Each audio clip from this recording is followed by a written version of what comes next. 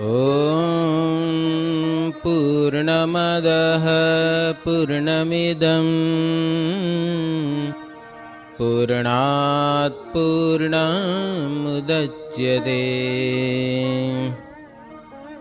पूर्णस्य पूर्णमादाय पूर्णमेवावशिष्यते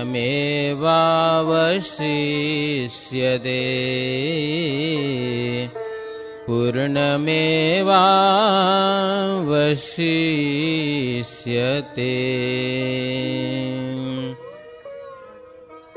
वाणी मंगलरूपिणी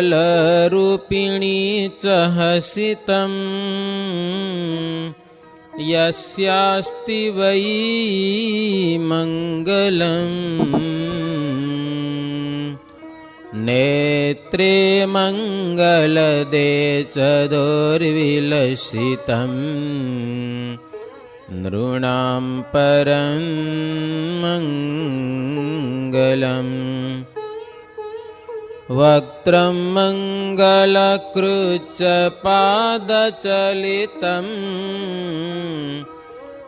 यस्याखिलं मंगलम् सोऽयं मंगलमूर्तिराशु जगतो नित्यं क्रियान्मङ्गलम्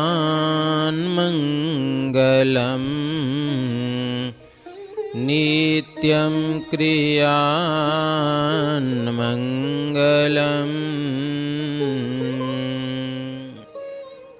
वर्णिवेंसरमणीयदर्शनं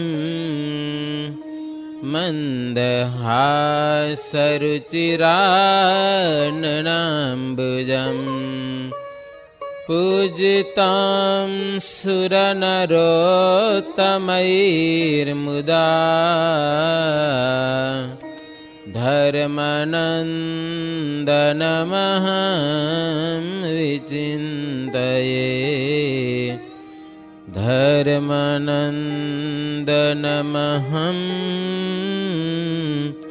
विचिन्तये।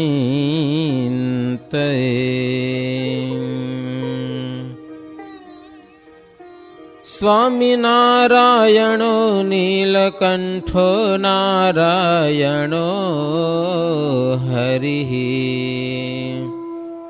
हरिकृष्णश्च सहजा सहजानन्दकृष्णोऽस्तु मे हृदि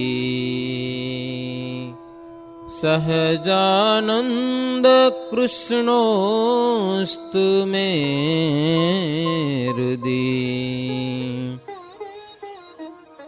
ॐ सर्वावतारिणे श्रीहरिकृष्णाय नमो नमः। ॐ श्री घनश्यामाय नमो नमः। ॐ श्री नरनारायण देवाय नमो नमः। श्रूयतां देवदेवेश स्वामिनारायण प्रभो त्वदीयेनावधानेन कथयिष्ये शुभः कथः कथयिष्ये शुभः कथः। सहजानंद स्वामी महाराजनी जय। श्री नरनारायण देवनी जय। श्री स्वामीनारायण भगवाननी जय। जय स्वामीनारायण। श्रीजी महाराज गामे गाम भक्तजनों ने आनंद पमाड़ता ગામ કુંડળ પધાર્યા છે. મહારાજ ગામ કુંડળ પધાર્યા, ભક્તજનોને ખબર પડી એટલે વાજતે ગાજતે મહારાજનું સ્વાગત સામૈયું કરેલું છે. લઈ ગયા મહારાજને ગામમાં. મામૈયા પટગરના ભવનમાં શ્રીજી મહારાજે ઉતારો કરેલો છે અને અમરા પટગરને ઘેર ત્યાં રસોઈ થયેલી છે. બધા પટગરો બધા કાઠી. શ્રીજી મહારાજ ત્યાં જઈ જો શું શું જમ્યા ઈ આમાં લખેલું છે.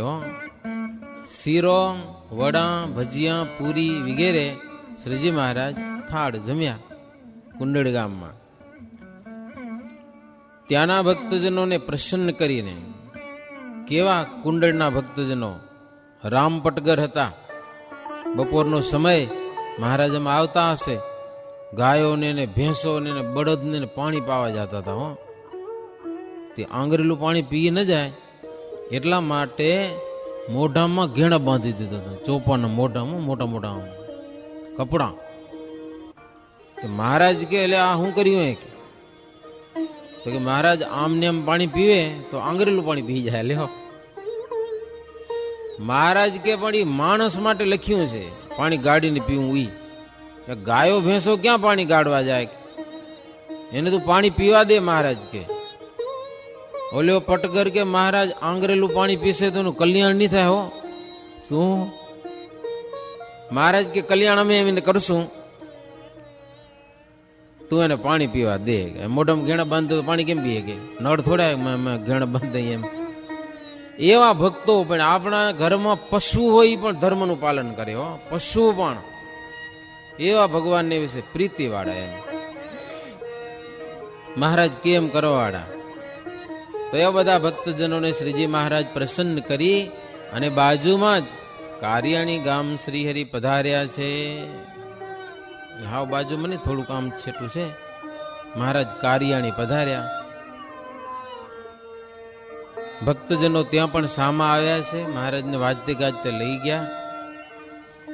1 મહિનો મહારાજને ત્યાં રહેવાનો વિચાર થયો. 1 મહિનો સુધી.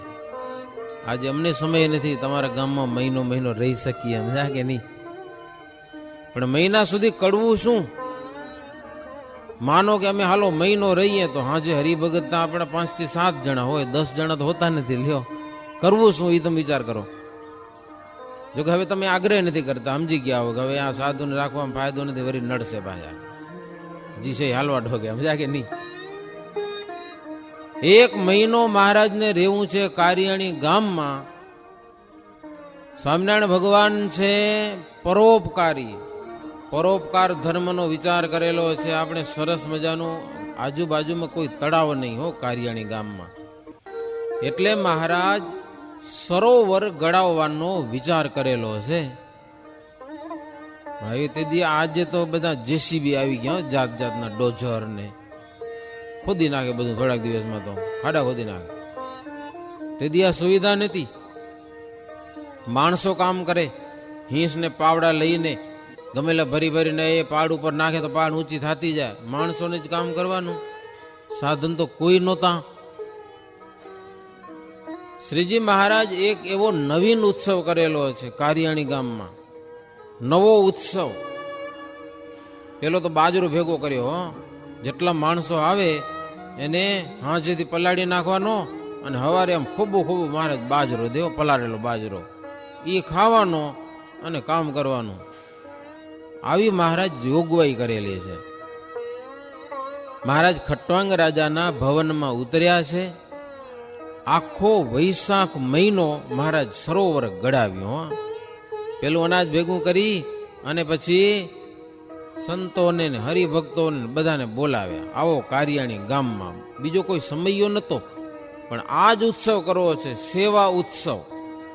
આપણે ઘણી જાતના નથી ઉત્સવ કરતા, વૈતાક ઉત્સવ કરીએ છીએ.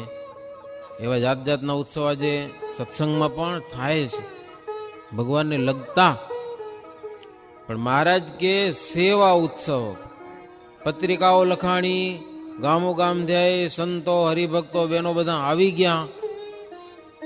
સવારના પોરમાં, ઠંડા પોરમાં શ્રીજી મહારાજ 1 પહોર સુધી તળાવ ગળાવતા મહારાજ. હરિભક્તો વારા ભરતી સેવામાં આવે હો. કોઈક નક્કી કરે કે મારે અઠવાડિયું સેવા કરવી છે, અઠવાડિયું સુધી ખૂબ સેવા કરે, પછી ઉતાવળો તો ઘરે જાય, બીજા આવી જાય, ઈ જાય, ત્રીજા આવે, અહીંયા ભરી ભરતી જ રહે હો મહારાજ પાસે. આવો નવીન ઉત્સવ મહારાજ. એ માત્ર સેવા નહીં, સવારે ઠંડા પોરમાં મહારાજ એક પોર એટલે 3 થી 4 કલાક સુધી કામ કરાવે. એમાં હવે આ પાવડાથી જમીન ખોદાય નહીં, તો એ ગામના બધા કણબી ખેડૂત હરિભક્તો એ હળ લઈ આવે. હળ સમજા ને, હળ હાકે પેલા એટલે જમીન ખોદાઈ જાય ને થોડીક ઉપાડવામાં હોવરી પડે. હળથી જમીન ખોદી નાખે હો, અને પછી બધા ગમેલા ભરી ભરીને બધા હરિભક્તો સેવા કરે. 2 ઘડી દિવસ ચઢે ત્યાં સુધી હરિભક્તો બધા હળ હાકતા ખેડૂતો હતા તે. અને પછી બધા આ ગમેલા પાવડા વાળા આવી જાય અને પરસ્પર સ્વામિનારાયણ સ્વામિનારાયણ સ્વામિનારાયણ એમ બોલતા બોલતા મહારાજ બધા સેવા કરાવતા. ભગવાનનું નામ લે અને સેવા કરે બધા હો. એમાં જયારે શરૂઆત કરવી હોય ને ત્યારે શ્રીજી મહારાજ પેલું ગમેલું ઉપાડે હો, ટોપલો રેતીનો ભરેલો. શરૂઆતમાં શ્રીજી મહારાજ પોતે પાવડો લઈ અને ગમેલું ભરે અને પછી માથા માથે ઉપાડી અને છેટ પાડ ઉપર નાખવા મહારાજ પોતે જાય લ્યો. પછી તો સાધુ ને હરિભક્તો ને બધા જામી પડે હો. એક બાજુ સરસ મજાની શરણાઈઓ વાગતી હોય, પડઘમ વગેરે વાજિંત્રો વાગતા હોય, અને આ બધા સેવા કરે સ્વામિનારાયણ સ્વામિનારાયણ સ્વામિનારાયણ સતત નામ લેવાનું બસ. એક બાજુ કીર્તન ભજન થતા હોય, એક બાજુ સેવા થતી હોય. અદ્ભુત ઉત્સવ હો. ઢોલ ને શરણાઈઓ એવી વાગતી હોય કે જાણે મોટો ઉત્સવ થાય છે હો, મોટો ઉત્સવ થાય એવો ઉત્સાહ પ્રેરાતો હતો સૌના અંતરમાં. અને બધા જ સંતો ભક્તજનોને મહારાજને રાજી કરવાનું તાન હતું હો. બસ શ્રીજી મહારાજ કેમ પ્રસન્ન થાય. સત્સંગી જીવનના બીજા પ્રકરણમાં આ કથા લખાયેલી છે. પેલા આપણે કથા કરી ચોમાસામાં, ત્યારે આ કથા બધી આવી હતી એમાં હો. ભવ્ય ઉત્સવ. બીજો ફાયદો શું? સેવા કરવાના નિમિત્તે સંતોને અને ભક્તોને ભેળું રહેવા મળે. નહીતર ભેગું રહેવા ક્યાં મળે કયો? સાધુ ભેળું રહેવા તમને ક્યાં કને મળે? મહિનો સુધી ભેગું રહેવા મળે હો, મહિનો સુધી. હે એકબીજા ભજન કરતા હોય, એનું ભજન જોઈને આપણા અંતરમાં તાન ચડી જાય. એટલા માટે મહારાજ આવી યોગવાઈ કરતા ક્યારેક ક્યારેક. સંતો ને ભક્તો ભેળા થઈ અને સેવા કરે, પરસ્પર એકબીજાના સારા સ્વભાવ જોવાના અને એના સ્વભાવ આપણને કેમ મળે એવા વિચાર કરવાના હો. કોઈકના ખોટા સ્વભાવ હોય તો એ તો મહારાજ ના જ પાડતા, એ જો જ નહીં બીજાનું, આપણું કરો. સારાનું જોઈને સારું શીખો, બસ બીજી વાત જ નહીં. અદ્ભુત ઉત્સવ થાય છે. પછી કથા અને કીર્તન પણ થાય. આખો દિવસ મારે ધંધો ન કરાવતા સમજાના. કથા કીર્તન થાય, શ્રીજી મહારાજ પોતે સરસ મજાની વાતો કરે. હે ભક્તોને બધા બેસી જાય. આમ તે દીની વાતો અલગ હતી હો. કથાઓ લખાયેલી છે, બધા આમ લાઈન બંધ બેસે, લાઈન બંધ. આમ સંતોની સભા, હરિભક્તોની સભા, બહેનોની સભા, આમ આમ બધી વ્યવસ્થિત ગોઠવાતી મહારાજની આગળ. કેવું ન પડે કોઈને. મહારાજ કેવા કેટવેલા હશે કયો. આજે આટલા જમાનામાં પણ આપણે મોટી મોટી સભાઓ ભરી ત્યારે લાઈન બંધ બેસતા નથી. આપણે નથી બેસતા ને. એ તમે બેઠા હો, તમને કહેતો નથી. આ તો એક તેદીની વ્યવસ્થા હતી એની વાત કરું છું. સાંભળવા જેવી વાતો કેટલીક હો. એવી સુંદર વ્યવસ્થા મહારાજ આમ જોઈને પ્રસન્ન થાય હો. પછી શ્રીજી મહારાજ વાતો કરતા હો. જોકે આ બધી વાત મુક્તાનંદ સ્વામી દાદા ખાચરને સંભળાવે છે. જોકે સભામાં બધા હતા, રઘુવીરજી મહારાજ, અયોધ્યા પ્રસાદજી મહારાજ, મોટા મોટા સંતો મહારાજ ધામમાં ગયા. પછી આ બધી કથા મુક્તાનંદ સ્વામી બધાને મહારાજનો વિયોગ બહુ ન થાય એને માટે આ કથા સંભળાવતા હતા.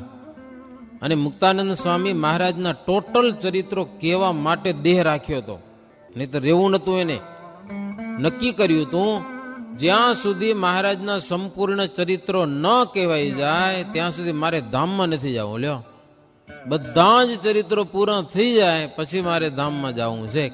આ મુક્તાનંદ સ્વામીની ટેક હતી. શ્રીજી મહારાજ સભામાં વાતો કરતા, પોતે તો ભગવાન છે, જી કઈ સાચું કહેવાય, છતાં પણ શ્રીજી મહારાજ વેદ પુરાણ એવા મહાશાસ્ત્રો પુરાણો એના પ્રમાણથી વાત કરતા. ધર્મ જ્ઞાન વૈરાગ્ય અને ભક્તિના શાસ્ત્રો વ્યાસ મુનિએ કર્યા છે. એ બધા શાસ્ત્રો છે, ભગવાનની મૂર્તિ જ છે. છતાં પણ શ્રીજી મહારાજ એનું પ્રમાણ લઈને એવી સચોટ વાતો કરતા જેણે કરીને મુમુક્ષુના અંતરમાં અજ્ઞાન અંધારું રહેલું હોય એ બધું દૂર થઈ જતા હું અજ્ઞાન ભાગી જાય બધું. અને જ્યાં સુધી અંતરમાં અજ્ઞાન ભર્યું છે ત્યાં સુધી જીવને સત્સંગ કરવાની મજા પડે નહીં. કારણ કે મેં પાપ પડ્યું છે, જન્મો જન્મના કર્મ મેં પડ્યા છે. લાગેલા કર્મો ક્યારે મટે? જ્ઞાનની વાતો સાંભળે, ભગવાનના ચરિત્રોની વાતો અવારનવાર જો સાંભળે ને તો અંતરમાંથી અંધારું ઓટોમેટિક દૂર થાય. લાઇટ ચાલુ કરો અને અંધારું દૂર થાય એમ ભગવાનના ચરિત્રો છે એ પ્રકાશની સમાન છે. સાંભળ્યા જ કરો, સાંભળ્યા જ કરો. ભગવાનના ચરિત્રો સાંભળવામાં જ્યારે મજા પડી જાય ને ત્યારે સમજવાનું કે હવે અંતરમાંથી કચરો બહાર નીકળવા માંડ્યો છે. જ્યાં સુધી કંટાળો આવે ત્યાં સુધી જાણવું કે મેં પાપ પડ્યું. હજી આમાં કેમ કંટાળો આવ્યા કયો? સારા સારા સુંદર ભોજન જમવામાં કંટાળો આવે, ભાવે નહીં તો સમજવું કે મેં તાવ પડ્યો હોય. તાવ આવ્યો ને, તાવ હારા મારું તમે ખવડાવો ને તો એને ખારું લાગે. સમજા? સરસ મજાનું દાળ ભાત બનાવ્યું હોય તો મજા ના આવે એને. લાડુ ખાય તો ખારા લાગે. લો, એને જી ખાય ખારું લાગે. આમ કેમ કે ખારું નથી બધું, તું ખારો મેં ભૂત બેઠું હોય તાવ, એટલે મજા આવવા નથી દેતું. એમ ભગવાનના ભક્તોને પણ અંતરમાં કાંઈક પડ્યું હોય ત્યાં સુધી ચરિત્રોમાં મજા પડતી નથી. ભગવાનના અવતાર જેટલા પૃથ્વી ઉપર થયા એ બધા જ અવતારના ચરિત્રો શ્રીજી મહારાજ પોતાની મૂર્તિમાંથી બતાવતા હો, એવું જણાવતા બધાને. અને મહારાજ કહેતા નહીં અમે ભગવાન છીએ એમ, છતાં પણ એનો પ્રતાપ છે એ છાનો રહેતો નહીં. મહારાજનો મહિમા સૌના જાણવામાં આવતો. હવે જેના અંદરમાં પાપ રૂપી અંધારું પડ્યું હોય એને સાચી વાતમાં પણ પાખંડ લાગે હો. માનસી પૂજા કરતા હો તો શું કે ઢોંગ કરે રાખ લ્યો. આપણે માનસી પૂજા કરતા હોઈએ ને ક્યાંક બેસીને, મંદિરમાં તો ઠીક એવા આવે નહીં, ક્યાંક તમારે એ કરવું તો પડે ને. આપણા નિયમ હોય માનસી કર્યા વિના તો જમાય નહીં. એ કરવા બેહો, આંખો બંધ કરો એટલે કેટલાક શું કે ઢોંગ કરે, લો પાખંડ કરે રાખે. એ પાખંડ 2-5 મિનિટ ભગવાનને યાદ કરીએ એ શું પાખંડ છે? તમે કયો ભાઈ. જેના અંતરમાં પાપ પડ્યું હોય એને આ પાખંડ લાગે, એને ઢોંગ લાગે.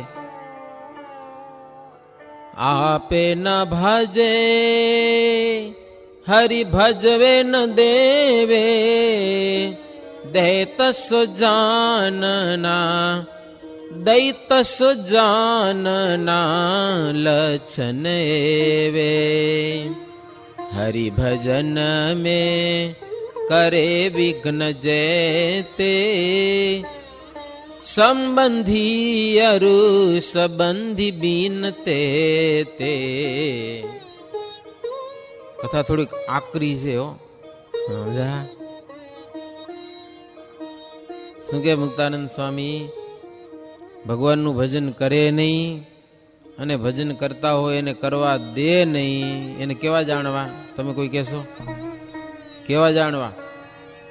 આમાં એમ લખ્યું હોય કે ભજન ન કરે ભગવાનનું અને કરતા હોય એને વિઘન કરે, એને પ્રહલાદના બાપ જેવા જાણવા. હે, પ્રહલાદના પિતા જેવા જાણવા. કોણ હતો કે પ્રહલાદનો બાપ કોણ હતો ખબર હે? પ્રહલાદનો બાપ કોણ હતો તમને ખબર હે નારાયણભાઈ? ખબર નથી? હિરણ્યકશિપુ. સમજા ભાગવતમાં જબરી કથા આયા. દૈત્ય હતો, અસુર હતો.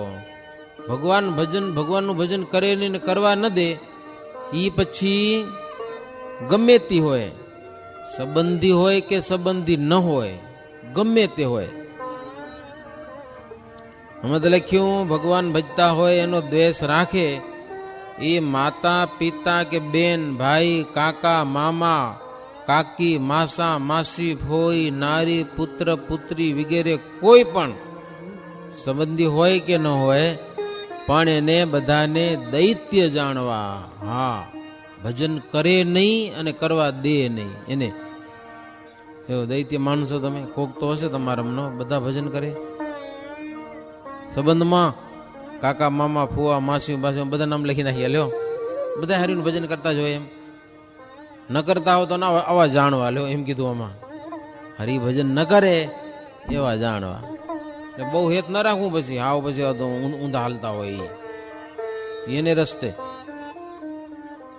પછી બીજા એવા ગુરુ હોય, કદાચ બ્રાહ્મણ હોય, ભેખદારીઓ હોય, એ બધા જ હિરણ્યકશિપુના વંશના જાણવા. એ બધા એવા જાણવા એને. જે હરિભગત કોઈના ઉપર દ્વેષ ન રાખે એ પોતે તરે અને બીજાને પણ તારે છે. કોઈના ઉપર દ્વેષ અદેખાય ઈર્ષા નહીં. પોતે તરી જાય અને બીજાને પણ એ તારતો જાય. આ હરિભગતનું લક્ષણ છે. શ્રીજી મહારાજ કારિયાણીમાં મોટી સભા ભરાણી એમાં વાત કરે છે. શ્રીજી મહારાજ કે આ સભામાં હવારના પૂરમાં ટાઢાપુરમાં પછી મારે તળાવ ખોદાવે અને પછી ઝાડની કે છાયા હોય સરસ મજાની, ત્યાં મોટી સભા ભરે. સભામાં મહારાજ વેદ પુરાણ શાસ્ત્ર એની પ્રમાણની વાતો કરે.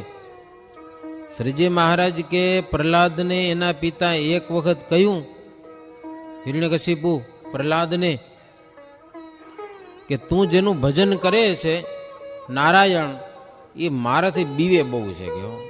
કે હંતાઈ ગયો, હાથમાં નથી આવતો.